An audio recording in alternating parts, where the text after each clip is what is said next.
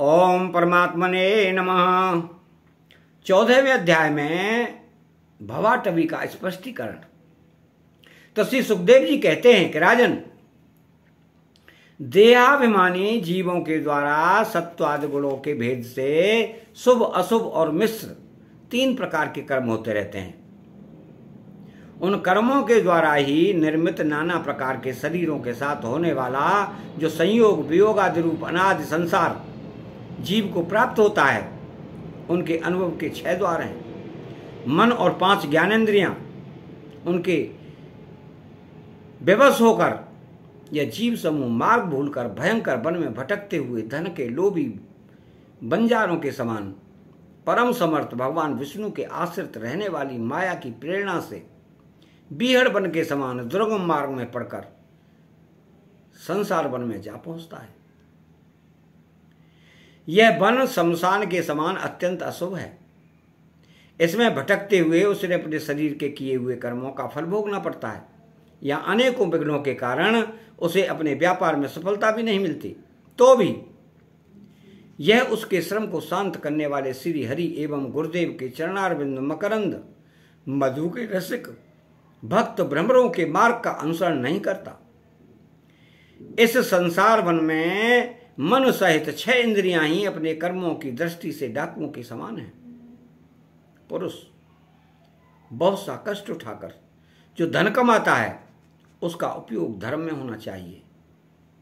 वही धर्म यदि साक्षात भगवान परम पुरुष की आराधना के रूप में होता है, तो उसे परलोक में निह श्रेयस का हेतु बतलाया गया है। किंतु जिस मनुष्य का बुद्धि रूप सारथी विवेकहीन होता है और मन बस में नहीं रहता, उसके उस धर्मोपयोगी धन को ये मन सहित 6 इंद्रियां देखना, स्पर्श करना, सुनना, स्वाद लेना, सूंघना और संकल्प विकल्प करना और निश्चय करना, इन वृत्तियों के द्वारा ग्रस्तोचित विषय भोगों में फंसाकर उसी प्रकार लूट लेती है जिस प्रकार बेईमान मुखिया का अनुगमन करने वाले एवं असावधान बंजारों के दल का धन चोर डाकू लूट ले जाते हैं। यही नहीं, उस संसार वन में रहने वाले उसके कुटुंबी भी, जो नाम से तो स्त्री पुत्र आदि कहे जाते हैं, किंतु कर्म जिनके साक्षात भेड़ियों और गीदड़ों के समान होते हैं, उस अर्थलोलुप कुटुंबी के धन को उसकी इच्छा न रहने पर भी उसके देखते देखते इस प्रकार छीन ले जाते हैं जैसे भेड़िया गडरियों से सुरक्षित भेड़ों को उठा ले जाते हैं। तो जिस प्रकार यदि किसी खेत के बीजों को अग्नि द्वारा जला न दिया गया हो, तो प्रतिवर्ष जोतने पर भी खेत का समय आने पर वह फिर झाड़ झंकार लता और तृण आदि से गहन हो जाता है। उसी प्रकार यह गृहस्थाश्रम भी कर्म भूमि है। इसमें भी कर्मों का सर्वदा उच्छेद कभी नहीं होता। क्यों? कि यह घर कामनाओं की पिटारी है। उस गृहस्थाश्रम में आसक्त हुए व्यक्ति के धन रूप बाहरी प्राणों को डांस और मच्छरों के समान नीच पुरुषों से तथा टिड्डी, पक्षी, चोर और चूहे आदि से क्षति पहुंचती रहती है। कभी इस मार्ग में भटकते भटकते यह अविद्या, कामना और कर्मों से कलुषित हुए अपने चित्त से दृष्टि दोष के कारण इस मृत्यु लोक को, जो गंधर्व नगर के समान असत है, सत्य समझने लगता है। फिर खान पान, स्त्री प्रसंग आदि व्यसनों में फंसकर मृग तृष्णा के समान मिथ्या विषयों की ओर दौड़ने लगता है। कभी बुद्धि के रजोगुण से प्रभावित होने पर सारे अनर्थों की जड़ अग्नि के मलरूप सोने को ही सुखकर साधन समझकर उसे पाने के लिए लालायत हो, इस प्रकार दौड़ धूप करने लगता है जैसे वन में जाड़े से ठिठुरता हुआ पुरुष अग्नि के लिए व्याकुल होकर उन्मुख पिशाच की, अगिया बेताल की और उसे आग समझकर दौड़े। कभी इस शरीर को जीवित रखने वाले घर, अन्न, जल और धन आदि में अभिनिवेश करके इस संसारारण्य में इधर उधर दौड़ धूप करता रहता है। कभी बवंडर के समान आंखों में धूल झोंक देने वाली स्त्री गोद में बैठा लेती है तो तत्काल रागांध सा होकर सत्पुरुषों की मर्यादा का भी विचार नहीं करता। उस समय नेत्रों में रजोगुण की धूल भर जाने से बुद्धि ऐसी मलिन हो जाती है कि अपने कर्मों के साक्षी दिशाओं के देवताओं को भी भुला देता है। कभी अपने आप ही एक आध बार विषयों का मिथ्यात्व जान लेने पर भी अनादिकाल से देह में आत्मबुद्धि रहने से विवेक बुद्धि नष्ट हो जाने के कारण उन मरु मरीचिका तुल्य विषयों की ओर ही फिर दौड़ने लगता है। कभी प्रत्यक्ष शब्द करने वाले उल्लू के समान शत्रुओं की और परोक्ष रूप से बोलने वाले झींगुरों के समान राजा की अति कठोर एवं दिल को दहला देने वाली डरावनी डांट डपट से इसके कान और मन को बड़ी व्यथा होती है। पूर्व पुण्य क्षीण हो जाने पर यह जीवित ही मुर्दे के समान हो जाता है और जो कारस्कर एवं काकतुंड आदि जहरीले फलों वाले पाप वृक्षों इसी प्रकार की दूषित लताओं और विषैले कुओं के समान हैं तथा जिनका धन इस लोक और परलोक दोनों में ही काम में नहीं आता और जो जीते हुए भी मुर्दे के समान हैं, उन कृपण पुरुषों का आश्रय लेता है। कभी असत पुरुषों के संग से बुद्धि बिगड़ जाने के कारण सूखी नदी में गिरकर दुखी होने के समान इस लोक और परलोक में दुख देने वाले पाखंड में फंस जाता है। जब दूसरों को सताने से उसे अन्न भी नहीं मिलता तब वह अपने सगे पिता पुत्रों को तथा पिता या पुत्र आदि का एक तिनका भी जिनके पास देखता है उनको फाड़ खाने के लिए तैयार हो जाता है। कभी दावानल के समान प्रिय विषयों से शून्य तथा परिणाम में दुखमय घर में पहुंचता है तो वहाँ इष्टजनों के वियोग आदि से उसके शोक की आग भड़क उठती है। उससे संतप्त होकर वह बहुत ही खिन्न होने लगता है। कभी काल के समान भयंकर राजकुल रूप राक्षस इसकी परम प्रिय धन रूप प्राणों को हर लेता है तो यह मरे हुए के समान निर्जीव हो जाता है। कभी मनोरथ के पदार्थों के समान अत्यंत असत पिता पितामह आदि संबंधों को सत्य समझकर उनके सहवास से स्वप्न के समान क्षणिक सुख का अनुभव करता है। गृहस्थाश्रम के लिए जिस कार्य विधि का महान विस्तार किया गया है उसका अनुष्ठान किसी पर्वत की कड़ी चढ़ाई के समान ही है। लोगों को उस ओर प्रवृत्त देखकर उनकी देखा देखी जब यह भी उसे पूरा करने का प्रयत्न करता है तब तरह तरह की कठिनाइयों से क्लेशित होकर कांटे और कंकड़ों से भरी भूमि में पहुंचे हुए व्यक्ति के समान दुखी हो जाता है। कभी पेट की असह्य ज्वाला से अधीर होकर अपने कुटुंब पर ही बिगड़ने लगता है। फिर जब निद्रा रूप अजगर के चंगुल में फंस जाता है तब अज्ञान रूप घोर अंधकार में डूबकर सूने वन में फेंके हुए मुर्दे के समान सोया पड़ा रहता है। उस समय इसे किसी बात की सुध नहीं रहती। कभी दुर्जन रूप काटने वाले जीव इतना काटते तिरस्कार करते हैं कि इसके गर्भ रूप दांत जिनसे यह दूसरों को काटता था टूट जाते हैं। तब इसे अशांति के कारण नींद भी नहीं आती तथा मर्म वेदना के कारण क्षण क्षण में विवेक शक्ति क्षीण होते रहने से अंत में अंधे की भांति यह नरक रूप अंधे कुएं में जा गिरता है। कभी विषय सुख रूप मधुकणों को ढूंढते ढूंढते जब यह लुक छिपकर पर स्त्री या परधन को उड़ाता चाहता है तब उनके स्वामी या राजा के हाथ से मारा जाकर ऐसे नरक में जा गिरता है जिसका ओर छोर नहीं है। इसी से ऐसा कहते हैं कि प्रवृत्ति मार्ग में रहकर किए हुए लौकिक और वैदिक दोनों ही प्रकार के कर्म जीव को संसार की ही प्राप्ति कराने वाले हैं।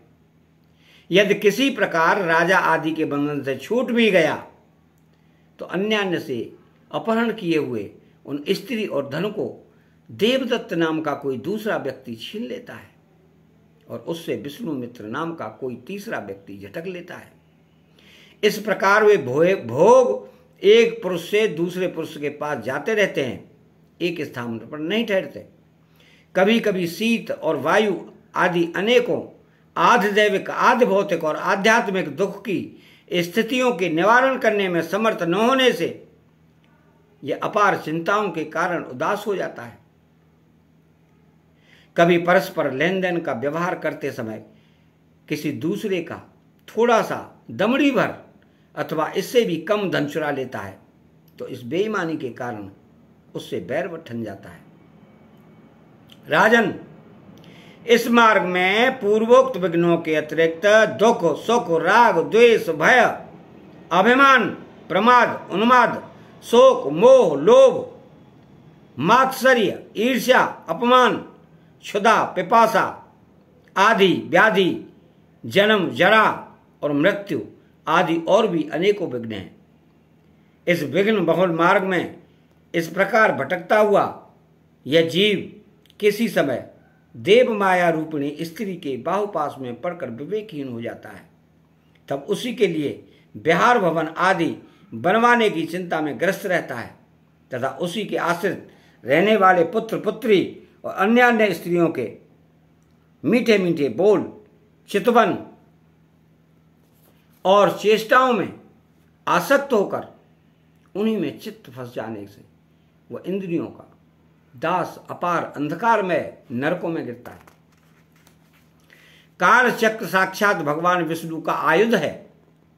वह परमाणु से लेकर द्विपरार्ध पर्यंत क्षण घड़ी आदि अवयवों से युक्त है।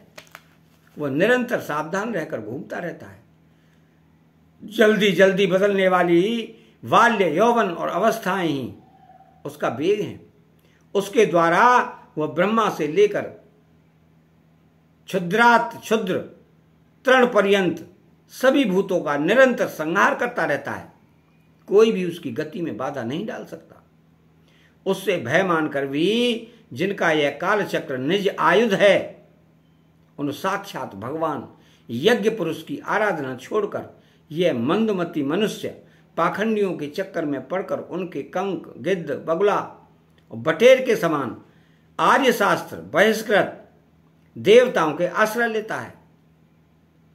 जिनका केवल देह बाह्य अप्रमाणिक आगमों ने ही उल्लेख किया है कि ये पाखंडी तो स्वयं ही धोखे में है।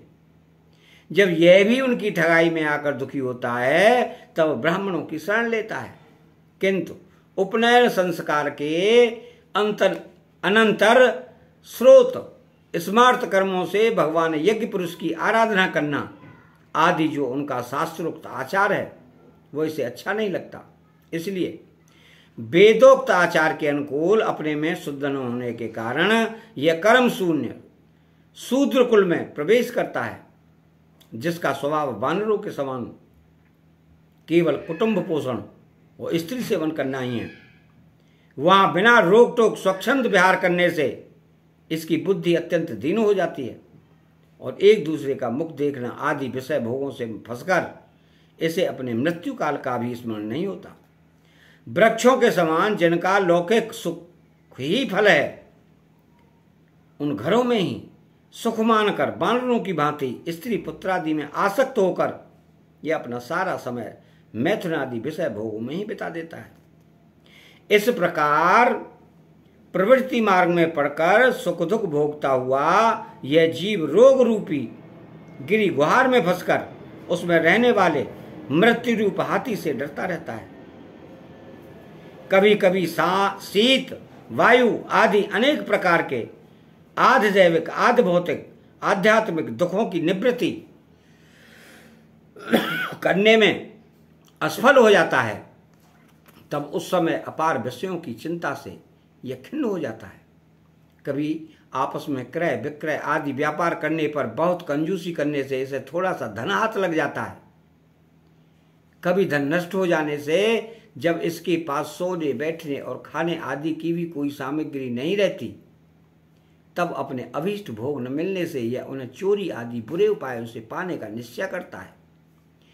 इससे इसे जहां तहां दूसरों के हाथ से बहुत अपमानित होना पड़ता है। इस प्रकार धन की आसक्ति से परस्पर वैर भाव बढ़ जाने पर भी यह अपनी पूर्व वासनाओं से विवश होकर आपस में विवाह आदि संबंध करता और छोड़ता रहता है। इस संसार मार्ग में चलने वाला यह जीव अनेक प्रकार के क्लेश और विघ्न बाधाओं से बाधित होने पर भी मार्ग में जिस पर जहां आपत्ति आती है अथवा जो कोई मर जाता है उसे जहां का तहां छोड़ देता है तथा नए जन्मे हुओं को साथ लाता है।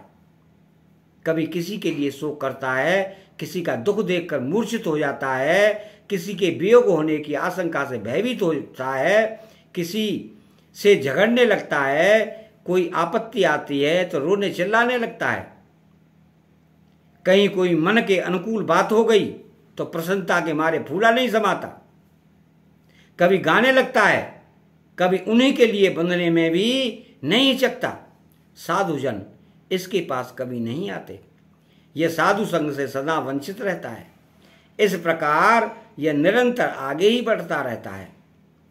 जहां से इसकी यात्रा आरंभ हुई है और जिसे इस मार्ग की अंतिम अवधि कहते हैं, उस परमात्मा के पास यह अभी तक नहीं लौटा है। परमात्मा तक तो योग शास्त्र की भी गति नहीं है। जिन्होंने सब प्रकार के दंड शासन का त्याग कर दिया है, वे निवृत्ति परायण संयतात्मा मुनिजन ही उसे प्राप्त कर पाते हैं। जो दिग्गजों को जीतने वाले और बड़े बड़े यज्ञों का अनुष्ठान करने वाले राजऋषि हैं, उनकी भी वहां तक गति नहीं है। वे संग्राम भूमि में शत्रुओं का सामना करके केवल प्राण परित्याग ही करते हैं तथा जिसमें यह मेरी है ऐसा अभिमान करके वैर ठाना था, उस पृथ्वी में ही अपना शरीर छोड़कर स्वयं परलोक को चले जाते हैं। इस संसार से वे भी पार नहीं होते। अपने पुण्य कर्म रूप लता का आश्रय लेकर यदि किसी प्रकार यह जीव इन आपत्तियों से अथवा नरक से छुटकारा पा भी जाता है तो फिर इसी प्रकार संसार मार्ग में भटकता हुआ इस जन समुदाय में मिल जाता है। यही दशा स्वर्ग आदि ऊर्ध्वलोकों में जाने वालों की भी है। राजन, राज ऋषि भरत के विषय में पंडित जन ऐसा कहते हैं कि जैसे गरुड़ जी की होड़ कोई मक्खी नहीं कर सकती, उसी प्रकार राजर्षि महात्मा भरत के मार्ग का कोई अन्य राजा मन से भी अनुसरण नहीं कर सकता। उन्होंने पुण्य कीर्ति श्री हरि में अनुरक्त होकर अति मनोरम स्त्री, पुत्र, मित्र और राज्य आदि को युवावस्था में ही विष्ठा के समान त्याग दिया था। दूसरों के लिए तो उन्हें त्यागना बहुत ही कठिन है। उन्होंने अति दुस्तद त्यज पृथ्वी, पुत्र, स्वजन, संपत्ति और स्त्री की तथा जिसके लिए बड़े बड़े देवता भी लालायित रहते हैं, किंतु जो स्वयं उनकी दया दृष्टि के लिए उन पर दृष्टिपात करती रहती हैं थी, उस लक्ष्मी को भी लेस मात्र इच्छा नहीं की। यह सब उनके लिए उचित ही था, क्योंकि जिन महान भावों का चित्त भगवान मधुसूदन की सेवा में अनुरक्त हो गया है, उनकी दृष्टि में मोक्ष पद भी अत्यंत तुच्छ है। उन्होंने मृग शरीर छोड़ने की इच्छा होने पर उच्च स्वर से कहा था कि धर्म की रक्षा करने वाले, धर्मानुष्ठान में निपुण, योग गम्य, सांख्य के प्रतिपाद्य, प्रकृति के अधीश्वर, यज्ञ मूर्ति, सर्वांतर्यामी श्री हरि को नमस्कार है। राजन, राजर्षि भरत के पवित्र गुण और कर्मों की भक्तजन भी प्रशंसा करते हैं। उनका यह चरित्र बड़ा कल्याणकारी, आयु और धन की बुद्धि वृद्धि करने वाला, लोक में श्रेयस बढ़ाने वाला और अंत में स्वर्ग तथा मोक्ष की प्राप्ति कराने वाला है। जो पुरुष इसे सुनता या सुनाता है और इसका अभिनंदन करता है, उसकी सारी कामनाएं स्वयं ही पूर्ण हो जाती हैं। दूसरों से उसे कुछ भी नहीं मांगना पड़ता। अतः यहाँ 14वां अध्याय समाप्त होता है। चैनल को सब्सक्राइब करें, बेल आइकन घंटी को दबाएं और कमेंट बॉक्स में राधे श्री कृष्ण डाल के जय श्री राधे।